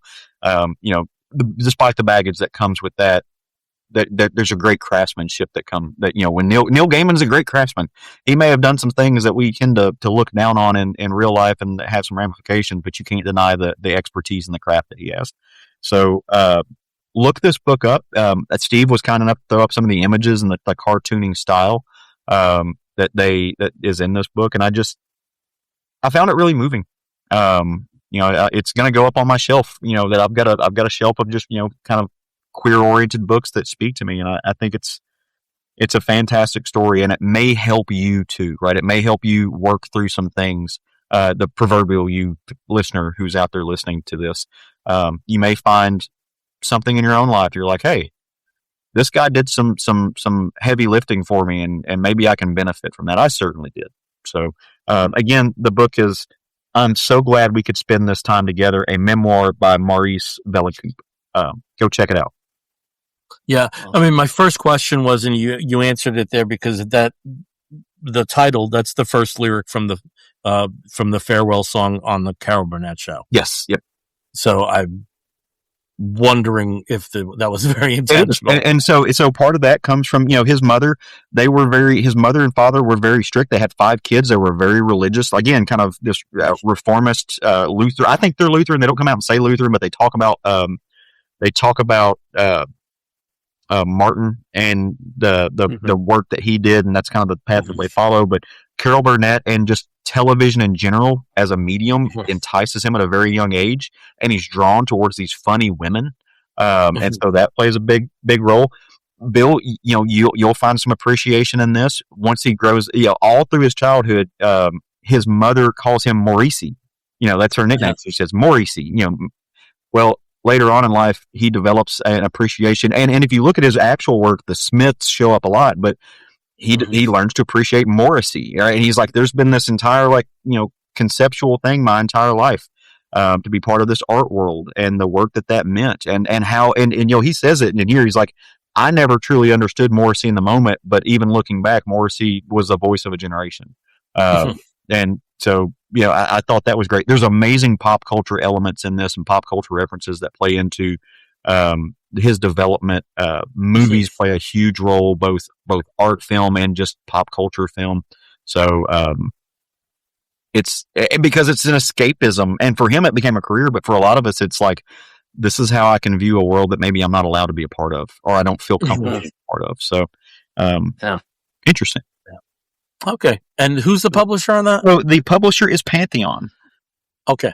Pantheon Books. Well, you handed me a transition, though you never would have thought it, because you just talked about Morrissey and then Morrissey, and the character that I'm going to talk about was created by one Pat Morrissey. And Pat Morrissey was a police officer with the New York Police Department, and would write and draw comic books on the side under his pen name PAM. And one of the characters he created was Peter Cannon Thunderbolt. Mm-hmm. So, Steve, I think you have some graphics here. So just some background on Peter Cannon Thunderbolt. He was published initially by Charlton Comics. When Charlton Comics sold the Action Heroes line to DC in the mid-'80s after they really weren't doing much with them, one of the characters was Peter Cannon.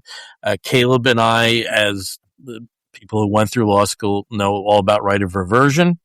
And this was one of the few times that DC lost ownership of a character by it reverting to the estate of Pat Morrissey when that window was open. And what the family later did was sold it the rights to the character to Dynamite Entertainment. And Dynamite's put out a couple of Peter Cannon Thunderbolt series. The first one was in 2012, which was written by somebody who's mostly known for an artist, and you'll see here, there's a connection there. Alex Ross was Steve Darnell, and the artist on that was Jonathan Lau. And then this is knocking me out because I thought it was much more recently than this. Kieran Gillen and this excellent artist who should have much more of a following, Casper Wingard, had a follow-up series also titled Peter Cannon Thunderbolt in 2018, 2019. So the character of Peter Cannon was an individual that was brought up in a Himalayan monastery, and he was the most pure, most intelligent, most skilled fighter, because there was a martial arts element to this. And because of that, the people that were around him, the monks, gave him all these secrets, which gave him superpowers. And he went back into the Western world and started his activities as a superhero. Very basic superhero origin story. And there have been some revisions in the past, but as you were talking about, a very rich man, a very smart man, you're going to think about Ozymandias from Watchmen. And this was the principal influence on Alex and on Alan Moore when he created Watchmen with Dave Gibbons for the character of Ozymandias. And the 2019 Kieran Gillen series in particular was and this was also something that was happening at the same time as Doomsday Clock, and it was really like a very nice compliment to both Watchmen and Doomsday Clock. There was a lot of meta information in there and a lot of sourcing along those lines. And it was a very, very good series. What they do here, though, this is a completely new continuity. And it's very interesting because, and I'm not sure if this really has been explored too much. You do get that a little bit with characters that do have relationships to religious orders like Azrael, and I guess you could say the League of Assassins in some way is a quasi-religious organization. But as far as I know, this may be the first time that you have a superhero that emerged out of a cult in this particular incarnation. So what we have here with Peter Cannon Thunderbolt with this version, and let me first mention the creative team here. The writer is Fred Van Lente, and the artist is somebody who's been associated with the character. Jonathan Lau returns on art. And apparently, looking in interviews, this is Jonathan Lau's favorite character. So there's a lot of excitement and dynamism to his work. And this doesn't nearly take the gravitas on that the Kieran Gillen written series did. This is much more a very conventional superhero story, but again, with the team that is involved with some very sharp writing and some very slick visuals. Sorry, I'm a little tongue-tied here right now. So what happens in the first issue is there is a cult that's called the Awakened. and it's in upstate New York.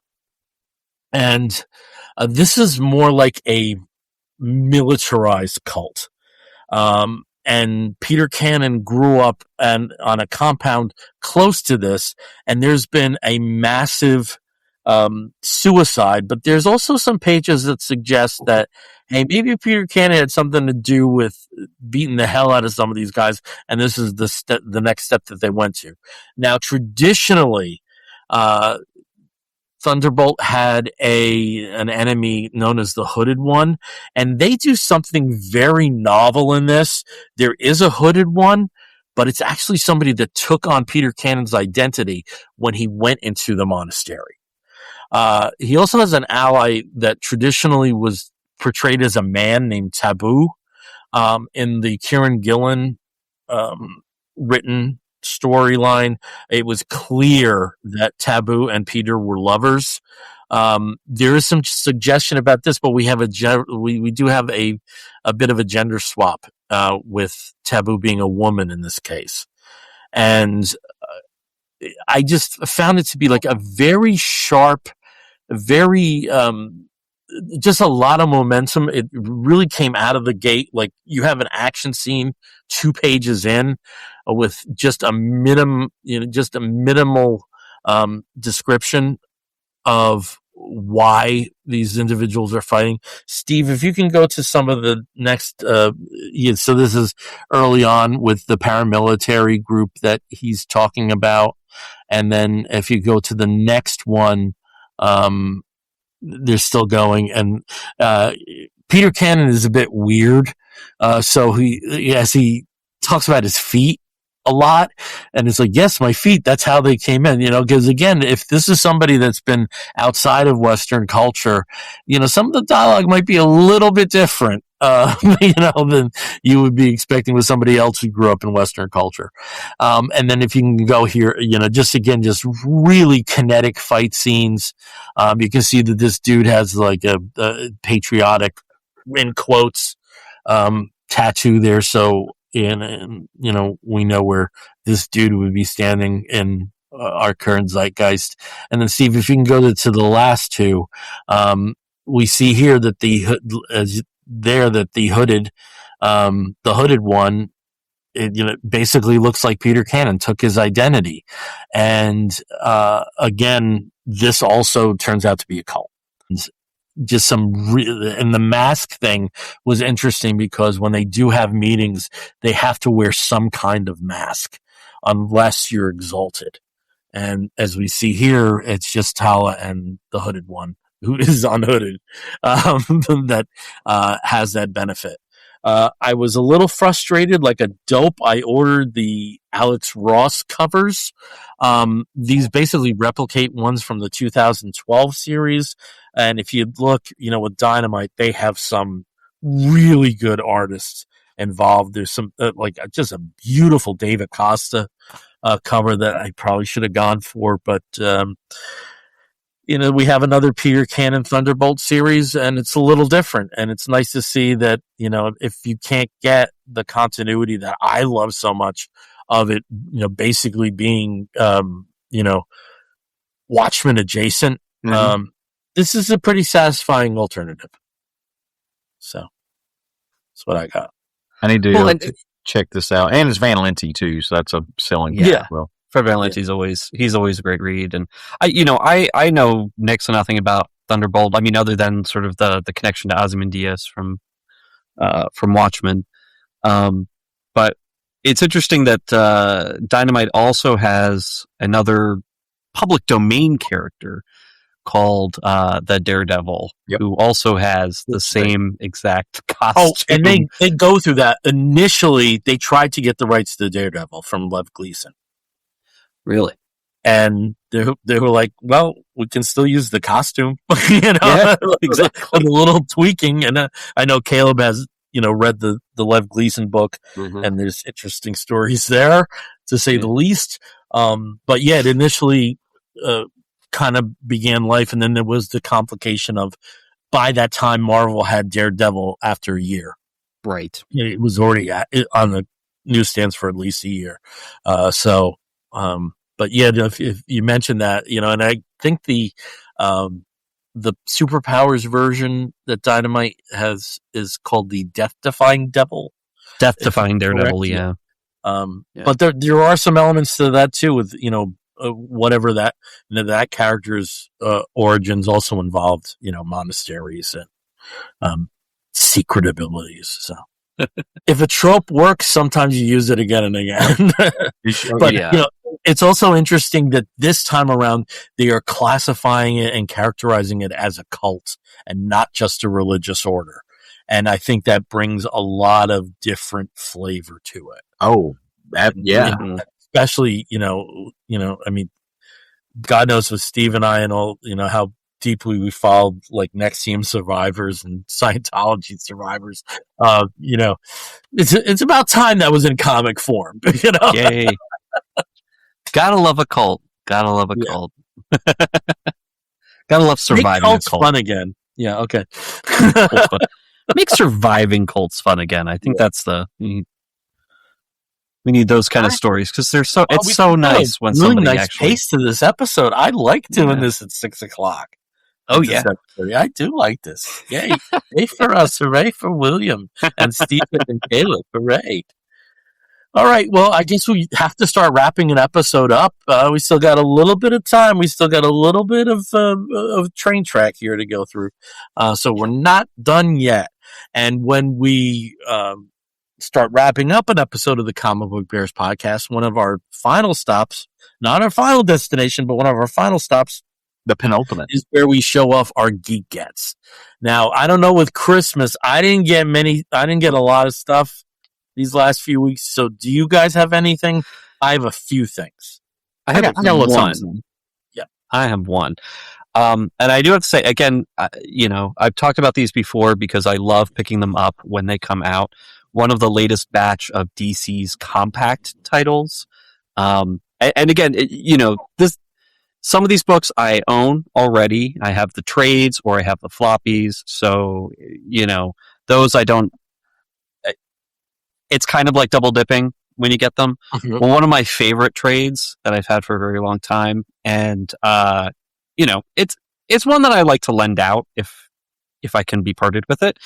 But now I have an easier lending copy, and that is We Three, the Grant Morrison Frank Quitely book that every single time I read it, it succeeds in making me weep openly. Yes.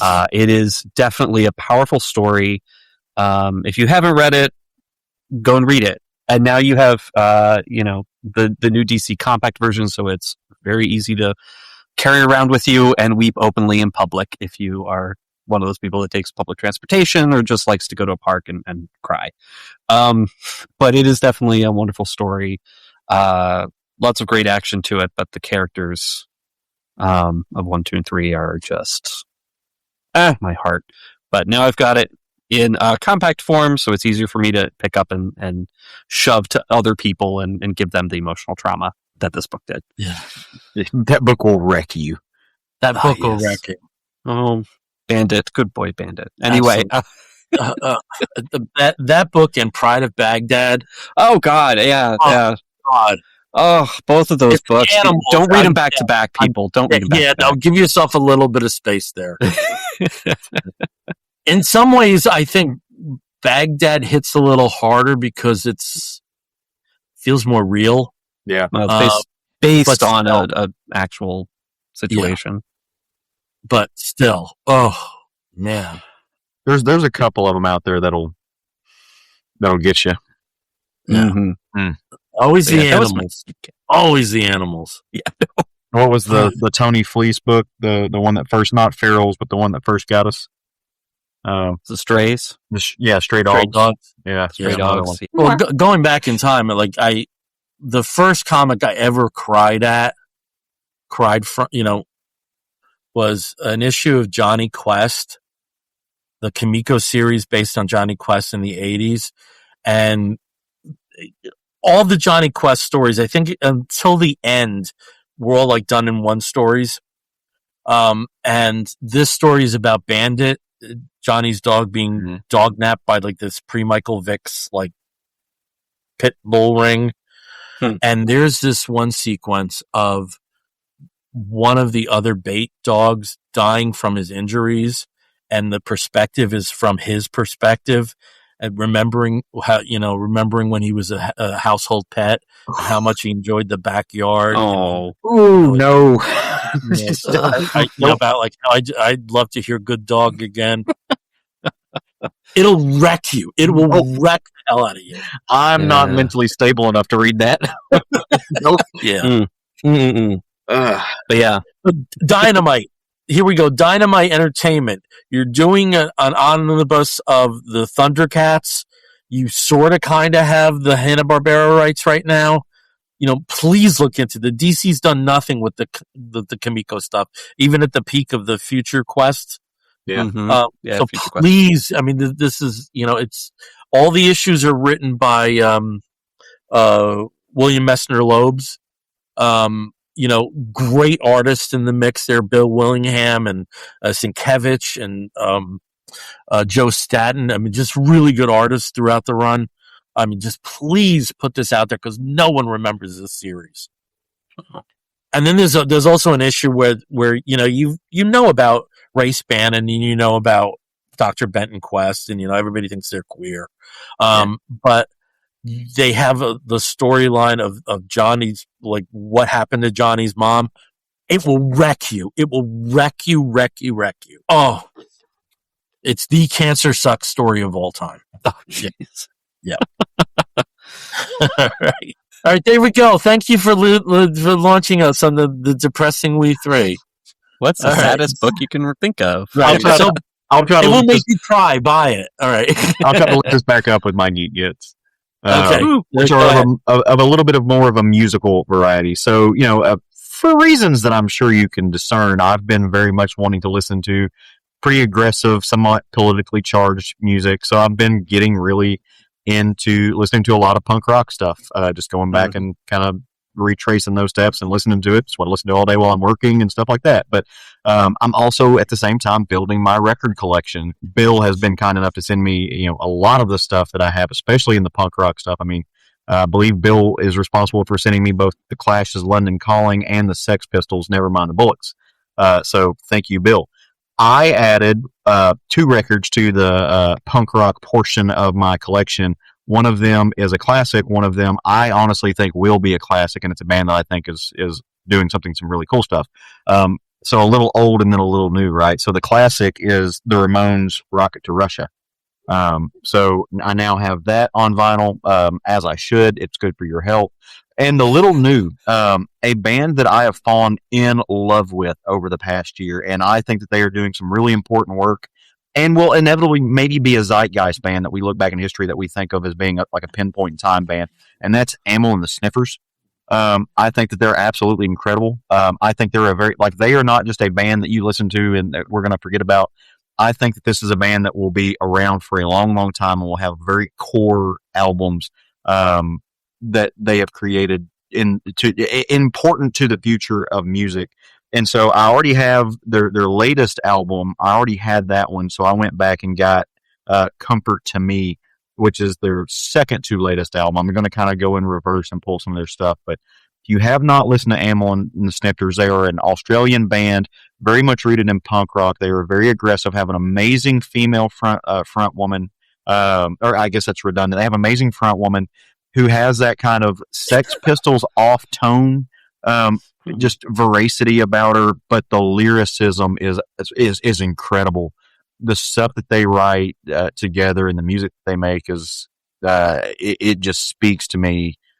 You just want to get up and move. It's so kinetic, and it's so important to the state of the world and to the things that we are seeing being done. And if you ever wondered, like, okay, is this current environment that we're living in, is that going to produce the type of good punk rock music that maybe spilled out of the 80s and the Reagan era?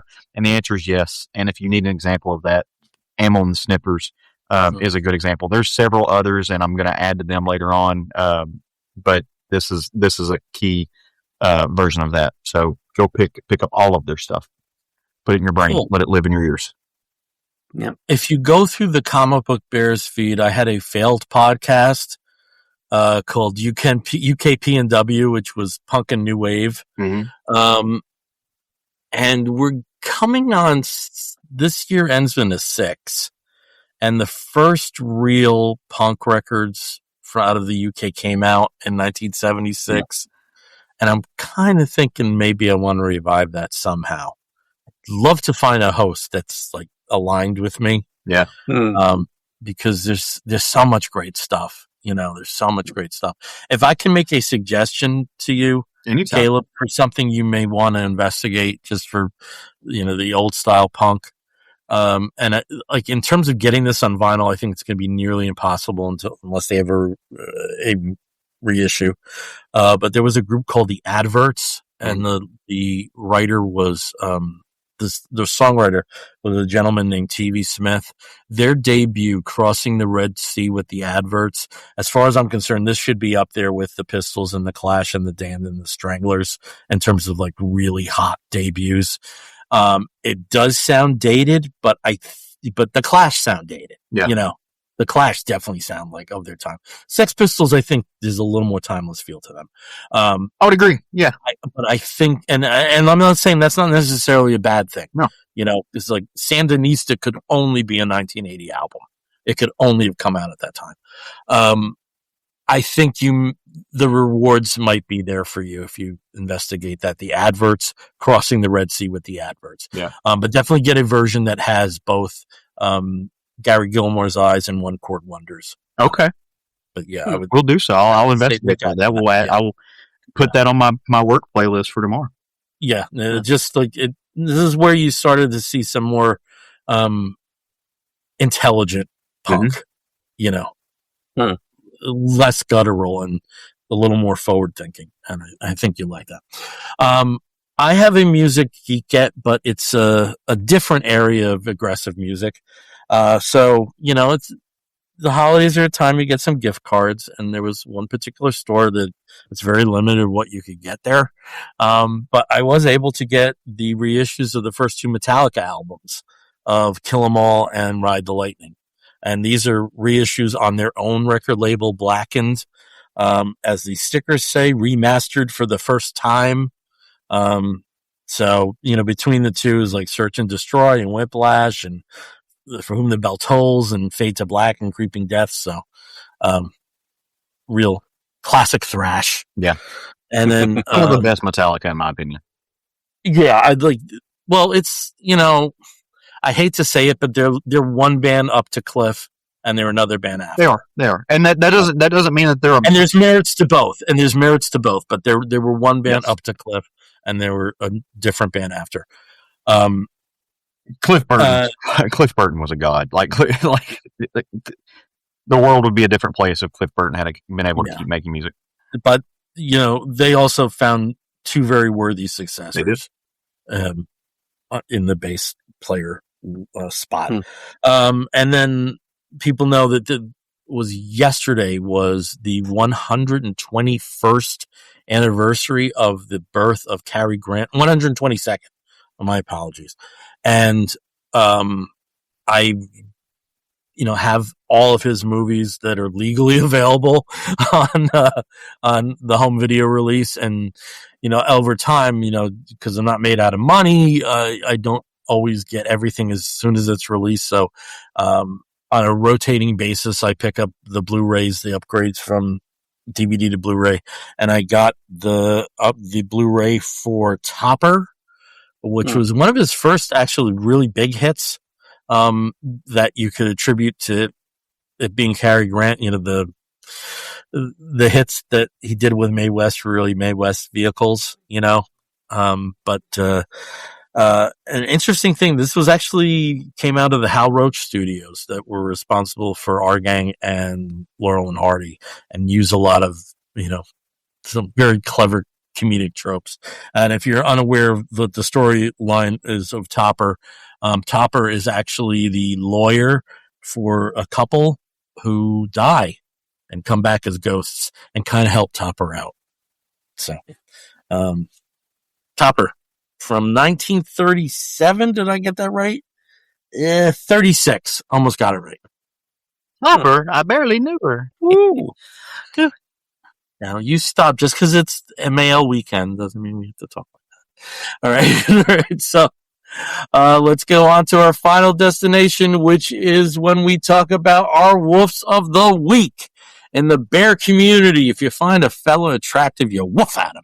And we do something very similar where we woof at something which may be comic book or comic book related, but it also may be film or television related, maybe a child initiative, anything under the sun that we think you, fair listener or viewer, may be interested in sampling. I'll start as I always do with Steve. Steve, what is your woof of the week? Well, my woof of the week is a TV woof of the week. And this is one that, if you remember, if you go back 12 months, you may have heard this same recommendation before. But my woof of the week is the return of HBO's The Pit. And this is one just every episode is so amazing. With 1 hour of television, you get all of the emotions. You get some incredible performances by an amazing ensemble cast. And it's, and it's funny to say it, but, I haven't felt this way about a medical show since the original ER back in the early 90s. And it's kind of, it makes sense that it's involving some of the same creative talent from that show. And, of course, Noah Wyle is the star here, but there are so many wonderful stars and co-stars in this series. There's just not enough good things I could say about it. And with a relatively new, some new faces to the cast, including El Hashmi, who's the new attending, who's going to be taking over for the main character's tenure while he's on a sabbatical. It's amazing thing. And of course, the conceit of the show is that it takes place in one shift. So each season is one day in the life of these medical professionals. So if you have the chance to watch it week to week, that is probably the best way to do it. I would not recommend binge watching this series because it is devastating. And it's not meant to be binge watched. No, it's meant to. You're meant to experience the cliffhanger. You're meant to have to sit and stew and contemplate what you just watched, and then a week later get to see the follow up. And it's worth it. It's worth the wait from week to week. And that's hard to say about a lot of TV these years. So, The Pit on HBO Max and HBO. You should also mention that it just won the Golden Globe, and Noah Wyle won the Golden Globe for Best Actor. Yep. Yeah. So, and that was for last season. This season's going to be just as insane because the first 2 episodes have already come out.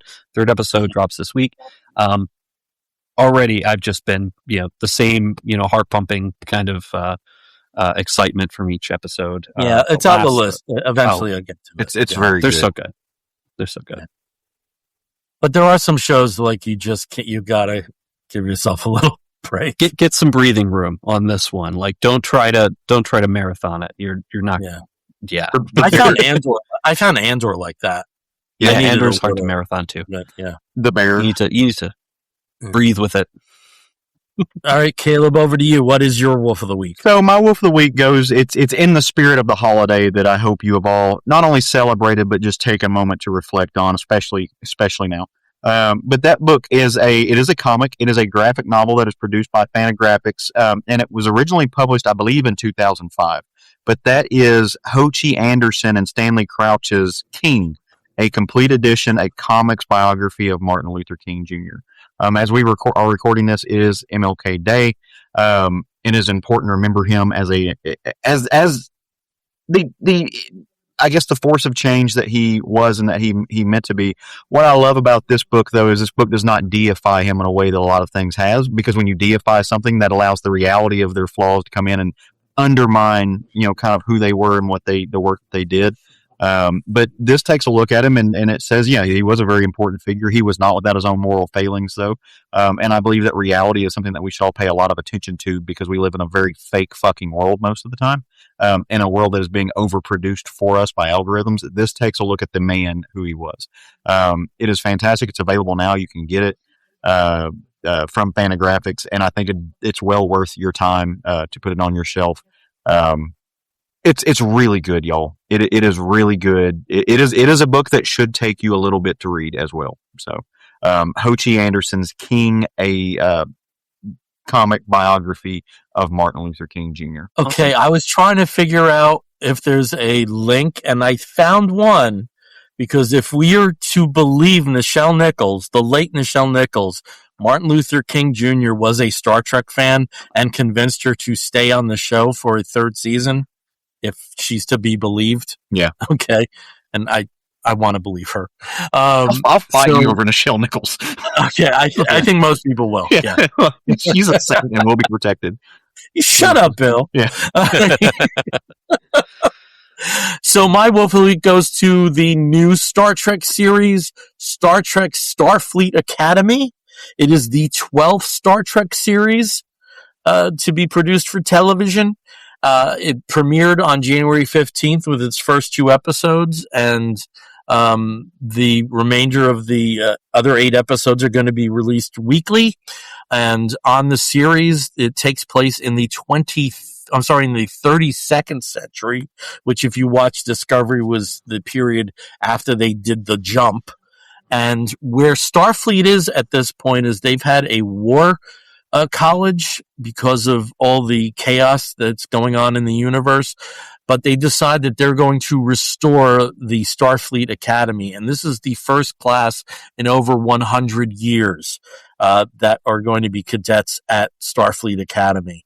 The Chancellor is Nala Aki, who is played by Holly Hunter, and she is half human, half Lanathite, so she is long-lived. She's over 400 years old, and she's there as both a captain because there is a starship involved in the actual Starfleet Academy, and also there is to oversee the teachers. The principal cadet that we're going to be following is Caleb Meir, who is a human orphan who had a history, let's put it that way, with Holly Hunter's character. I'm just going to let you watch to figure out what that is. My favorite character, and I think the favorite character of a lot of people, though, if you've been watching this series, is the cadet master in this series, as played by Gina Yashir, who is part Klingon, part Jemadar, all badass. Awesome character. And that's one thing I really liked. I thought this, with this, because Star Trek has always celebrated diversity, and I think that we need a show like this right now. And just on top of that, these are really well-defined characters and some really interesting dynamics at play already in the first 2 episodes. Mm-hmm. Seeing that there are some cadets that don't exactly get along, so it's going to be interesting to see what their journey is through the academy process. And I just absolutely love this character. So I want her in every scene. And she's great. And this is it's a show. I have to say, this show is for Star Trek lore heads, and just the amount of Easter eggs, the number of alien species that pop up here and there, especially from some of the more recent series like Lower Decks. You have the exocomps, which originally originated out of I guess it was the Next Generation, but they had achieved sentience and were featured quite a bit in Lower Decks, but they're here again. You also have I can't remember the name of the species, but one of the characters from Prodigy, which was the short-lived Nickelodeon series, that one, his species also, or her species also, makes an appearance in this as well. So it's a lot of fun. There's some nitpicking, and I think it's a very PG-13 show, so it might be a little tough to watch with younger potential Star Trek fans, but But for the older ones that have problems with that, the poor dears. Oh yeah, who cares? The poor dears. And just also, just in terms of links to the past, we have Robert Picardo as the Doctor again. Oh yeah, as a regular cast member, and also on top of that, I got the total feels when they showed the names of past notable Starfleet officers. Did I get the feels? And some of it is like the first time we found out what happened to certain characters, what rank they eventually became and stuff, What rank? You mean like Admiral Henry Kim? Admiral Harry Kim. Poor Admiral son of Harry a bitch. 7 years he's an ensign. He said 7 years. He probably went from ensign to admiral with nothing in between. Yeah, just sort of like, here's all your pets. Saved Voyager's ass so many times, he's still a friggin' ensign 7 years on. Oh, poor Even Harry. 7 of 9 had a higher rank going in. I know. Yeah, but she had a USB and they just picked her up. Yeah. She had a booty. She was hitchhiking awesome. And everything, and they just Jerry Ryan's. Jerry Ryan. Yeah, I think a lot of us would make an exception. 100%. Yes. Not Steve, poor soul, but she has a detachable penis. I mean, there's like a board attachment for that. But she is wonderful. I do love Jerry Ryan. Jerry Ryan is great. Do you have a Star Trek crush? I mean, Worf kind of was always a crush of mine, but then also what was his name? Colin O'Brien. O'Brien. Yeah, Colm O'Brien. Yeah. Colmini. Colin O'Brien. Yeah. So from Voyager, I always had as a very early age, I always had a thing for Chakotay. Yeah. That base tattoo was awesome. The tattoo, the Maori sense, I always thought he was very attractive. There were some characters in Deep Space Nine, and I cannot think of their name at the moment, but there were some Deep Space Nine characters that I thought were very attractive. Mm-hmm. Which Deep Space Nine remains my favorite. I love Deep Space Nine. It's like a soap opera in space. It's great. Yeah. I like elements of it. When they went to soap opera, because the first season isn't really that way. Yeah. When they went to soap opera, I started liking it a little bit. For me, I like the Bad Daddies, Harry Mudd. Yep. Yeah. The original Harry Mudd. Yeah. I don't know. My favorite series was always TNG until Lower Decks, and Lower Decks will now remain forever. I love Voyager because I always felt it was the closest in spirit to TOS. Mm-hmm. Yeah, so Voyager's way up there for me. Yeah. I mean, it was the execution wasn't always great, but the thinking behind it I thought was, and also they were very good at recalibrating. When they saw the Kazon was a bust, they just got rid of that. They were evolving and Deep Space. To be fair, Deep Space Nine and TNG also did this. Yeah. You can see in early TNG, they are clearly focused on Riker as the heartthrob. Clearly focused, and then it's Picard. Yeah, I don't think they ever anticipated that. Hey, I remember that TV guide cover with him and was it Kathy Ireland? No, it was another supermodel. But basically, it was the two sexiest people on TV was Patrick Stewart and a supermodel, and it's here's P. Stu with a low cut vest on, all the fur and everything. I was like, they're right. He's sexy in the same way that Stanley Tucci is sexy. There's just yeah. He also shares a pot dealer with my friend in Brooklyn. Oh, yes, I love him. God damn it. No one must never know. It's legal. All right. On that note, again, we are the Comic Book Bears podcast. You can find us on social media as Comic Book Bears, save for the Facebook page where we are Comic Book Bears podcast. You can listen to us on Apple Podcast, on Spotify, and many of the other podcatching platforms. If you want to write to us, you can do so by sending an email to comicbookbears@gmail.com. If you've joined us through Facebook Live, thank you. If you are joining us later through YouTube, please like and subscribe. We'll be back in about 2.5 weeks as one of us goes on vacation. Lucky stiff. But Caleb and I will just be like eating potato chips and waiting for him to come back. So I guess we'll be doing all kinds of fun things in the meantime. We're gonna have fun. We don't have to stay home. We're not gonna tell you what we're gonna do. Yeah. Oh, you're not never gonna see it. Yeah.